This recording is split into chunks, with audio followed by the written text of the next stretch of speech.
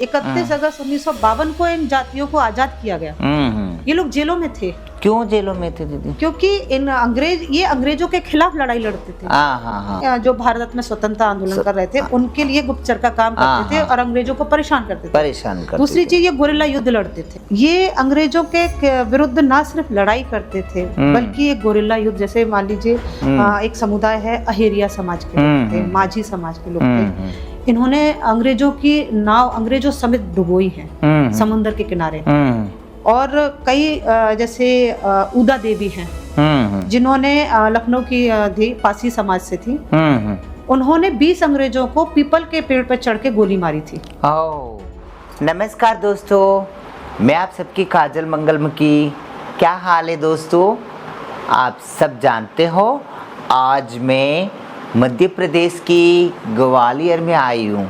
ग्वालियर में एक नारी शक्ति है यहाँ। चलिए मैं आप सबको उनसे मिलवाना चाहती हूँ। नाम है उनका मिस रानू चारी जी। नमस्कार। कैसे हो आप? बहुत बढ़िया, आपका आशीर्वाद। कैसी हैं? ठीक है, आप सुनाइए। बहुत बढ़िया। आप ग्वालियर में, आपका फिर से स्वागत है। हाँ जी, बहुत बहुत पहले भी आप ग्वालियर आई थी। ग्वालियर के आपने जो हिस्टोरिकल प्लेस उनसे भी आप परिचित थी। तो ग्वालियर की इस चंबल की भूमि पर आपका फिर से बहुत बहुत धन्यवाद। और मैं ये कहना चाहती हूँ दीदी, मुझे लगता है बहुत देर बाद मिल चुके हम दोनों, है ना? बिल्कुल। अच्छा, कैसा लग रहा है बताइए? बहुत अच्छा। मैं आपको क्या बताऊं, मुझे चूंकि हम लोगों का जो रिश्ता एक बहन की तरह है। हाँ जी। मुझे लग रहा है मेरी बहन फिर से आई हुई है। एक सखी भी है आप हमारी। देखिए, समाज में जो एक पुरातन स्थिति में जब देखें तो एक अलग विचार थे लोगों के। हाँ जी। धीरे धीरे जिस प्रकार से लोगों का परिवर्तन हुआ है बीच में, उसमें लोगों की मानसिकता थोड़ी सी बदल गई है। व्यापारकरण, बाजारीकरण से लोगों की सोच थोड़ी सी छोटी हो गई है। सही बात है। हाँ जी। और ये हम लोगों का जो एजुकेशन होता है, जैसे जैसे लोग शिक्षित हो जाते हैं, हाँ जी, वहाँ लोगों के विचार थोड़े से सकारात्मक आते हैं। सही बात है। मेरा जो अध्ययन रहा है और अभी भी अध्ययन कर रही हूँ मैं, और उसको हम लोग प्रैक्टिकल या हिंदी में बोलते हैं प्रायोगिक रूप से जमीनी स्तर पे काम करना। एक होता है शिक्षा, जो हम किताबों के माध्यम से पढ़ते हैं। हाँ जी। उससे हम कुछ लोग क्या करते हैं, जो शिक्षा प्राप्त करते हैं उसको रोजगार से जोड़ के देखते हैं। हाँ जी। लेकिन शिक्षा का जो मूल उद्देश्य होता है, वो शिक्षा का मूल उद्देश्य जो है वो कभी भी ये नहीं होता है कि आप किसी रोजगार या व्यवसाय में या मेरिट में आके आप किसी नौकरी को पालें। शिक्षा होता है कि आप समाज को क्या देके जा पाएंगे। तो मेरी जो शिक्षा रही है वो मानव अधिकारों को लेकर। अच्छा। और मेरा शोध जो रहा है, जिसमें मैंने डॉक्टर की उपाधि ली है, उस शोध के दौरान मैंने ये देखा कि पहला जो आर्टिकल होता है सार्वभौमिक जो मानव अधिकार घोषणा पत्र है, उस घोषणा पत्र में का पहला अधिकार जो होता है वो होते हैं कि जितने भी मानव हैं वो सभी समान रूप से जन्मे हैं, चाहे वो पुरुष हो, स्त्री हो या ट्रांसजेंडर। तो जब सभी बराबर है तो उनको बराबरी के दृष्टिकोण से क्यों नहीं देखा जाता? यही लोगों को समझाने का मैं प्रैक्टिकली या प्रायोगिक रूप से काम करती हूँ। तो ये जो अंतर है पुरुष, महिला और ट्रांस का, जैसे हम किन्नर या और दूसरे शब्दों में हम प्रयोग करते हैं। किन्नर जो है हमारा पुरातन संस्कृति का शब्द है। प्राचीन में देखा जाए तो प्राचीन काल में किन्नरों के राजा भी रहे हैं, युद्ध भी लड़े हैं। और आज ऐसी क्या बात आ गई है कि वो ट्रैफिक सिग्नल पर भीख मांग रहे हैं, क्योंकि मानसिकता बदल गई है लोगों की। ये चीज है, तो हमें वो मानसिकता बतानी है कि नहीं, वो भी हमारे पुरुष और स्त्री की तरह बराबर है। मैंने जब आपसे मुलाकात हुई थी तो मेरे दिमाग में ये चीज चली, क्योंकि मानव अधिकारों पे मैं जो स्टडी कर रही थी वो दलित विषय था और महिला था, दलित महिलाओं के मानव अधिकार। लेकिन जब आपसे मुलाकात हुई पीएचडी होने के बाद भी, तो हमने कहा yes, they are also included in the human rights. हम उस पे भी आके बात कर सकते हैं। तो तीसरा जो लिंग होता है, तो ये जो अंतर होता है या जो भेदभाव होता है हमारे समाज में, वो हो गया लिंग आधारित भेदभाव।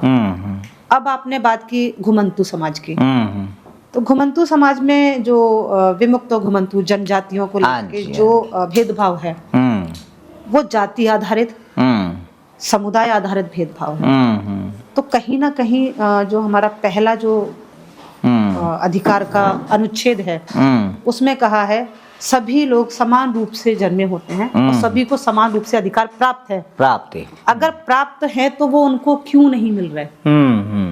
आपने भी देखा होगा कई बार, हमारे जिस विश्वविद्यालय में मैं पढ़ी थी और पढ़ रही हूँ, अभी भी आना जाना रहता है इस विश्वविद्यालय में, तो वहाँ जो ट्रांसजेंडर है स्टूडेंट्स, मैंने अपने कॉलेज में, स्कूल में तो नहीं पता चलता है क्योंकि स्कूल के बच्चे वो कुछ, आपको भी मालूम है, ट्रांस बच्चे बाद में अपने आप को ओपनली अपने लाइफ को बताते हैं कि हम ये है।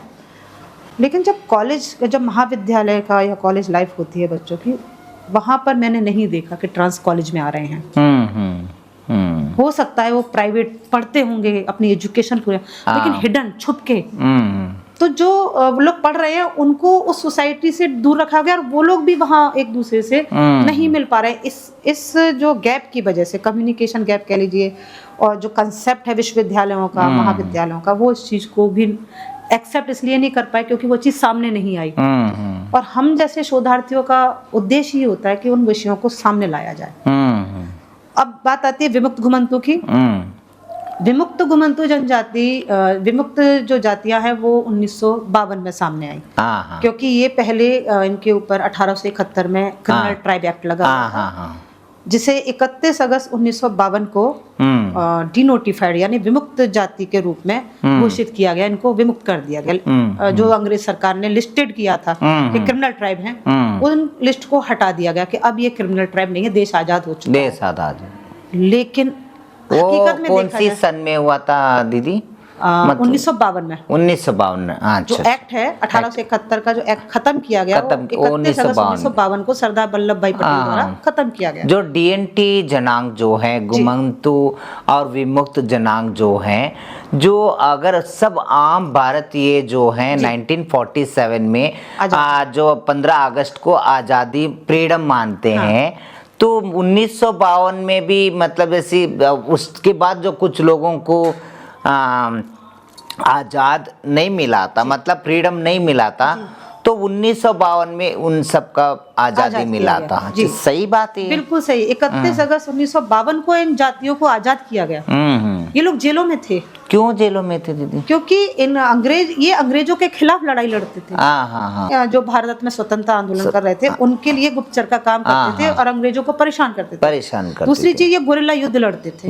1857 की क्रांति में इन्होंने बढ़ चढ़ के भाग लिया था। ये अंग्रेजों के विरुद्ध ना सिर्फ लड़ाई करते थे, बल्कि एक गोरिल्ला युद्ध, जैसे मान लीजिए एक समुदाय है अहेरिया समाज के लोग थे, माझी समाज के लोग थे। इन्होंने अंग्रेजों की नाव अंग्रेजों समेत डुबोई है समुद्र के किनारे। और कई जैसे उदा देवी हैं, जिन्होंने लखनऊ की थी, पासी समाज से थी। उन्होंने 20 अंग्रेजों को पीपल के पेड़ पर चढ़ के गोली मारी थी। और क्या नाम था उनका? उदा देवी। उदा देवी। मेरठ से जो क्रांति शुरू हुई थी, तो धन सिंह कोतवाल, उन्होंने मेरठ की जो 1857 की क्रांति थी वो उन्होंने लीड की थी, जिसका इतिहास की किताबों में नाम नहीं है। 1857 की क्रांति। अच्छा, उसमें तो 1857 आपने कहे हैं। जी। तो उसमें मंगल पांडे जी पश्चिम बंगाल को लीड किया था। अच्छा। और धन सिंह कोतवाल जी ने मेरठ को लीड किया। देखिए, मंगल पांडे का नाम सबको याद है, मगर धन सिंह कोतवाल जी, उदा देवी, उन सबको आप सब जानते हैं, मगर उन्होंने भी अपने देश के लिए, हमारे अपनी भारत के लिए अपने बलिदान दिए हैं। वाकई में। और मैम और बताइए। बहुत है अभी, जैसे आपने अभी चर्चा में आए थे, दशरथ मांझी जी का भी नाम सुना? हाँ, मैंने वही पूछना था। मांझी, दशरथ मांझी जी, जिन्होंने, उनको कौन नहीं जानते, सिर्फ 3 घंटे फिल्म हम देखने से नहीं है, मगर उनका संघर्ष कब से शुरू हुआ था, और संघर्ष के साथ ही उनके जीवन, जो दशरथ मांझी के जीवन और उनकी वाइफ के लिए, उनकी पत्नी के लिए उन्होंने अपना इतना बड़ा पहाड़ जैसे रास्ता काट के, मतलब रास्ता बना दिए थे पहाड़ काट के। जो आप उनके बारे में भी बताइए। देखिए, वो एक आदिवासी समुदाय से थे, माझी समाज से। और शायद झारखंड से आते होंगे। जी, बिहार समय सम्मिलित था, झारखंड और बिहार में। उसके बाद जब राज्य बटे, वो अभी की घटना है। लेकिन दशरथ माझी जी के बारे में ही नहीं, आप जैसे उन्होंने एक पहाड़, जो बोलते हैं कि पहाड़ काट दिया, उस व्यक्ति ने अकेले एक पहाड़ को छेनी हथौड़े से, किसी ने उसका साथ नहीं दिया। यहाँ तक ये कह दिया था कि वो पत्थरों की तस्करी करते हैं।